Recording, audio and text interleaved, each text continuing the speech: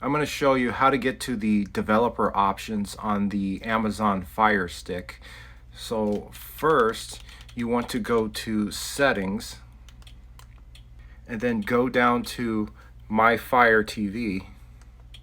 So you should have developer options right here, but if you don't, you want to take the remote and then select About, and then you want to select Fire TV Stick with the select button 7 times. 1, 2, 3, 4, 5, 6, 7. And then you should get like some sort of pop-up letting you know that the developer option has been added. Okay, so now I'm going to select developer options, and you have two options here. ADB debugging.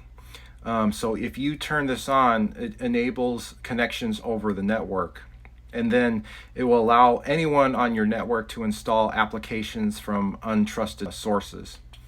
And then apps from unknown sources. So this allows you to download third-party apps. So all you need to do is just select it to turn it on.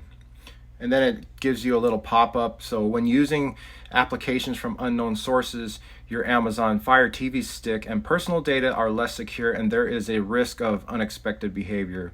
And then it says you agree that you are solely responsible for any damage to your device or loss of data that may result from using these applications. So you just select Turn On.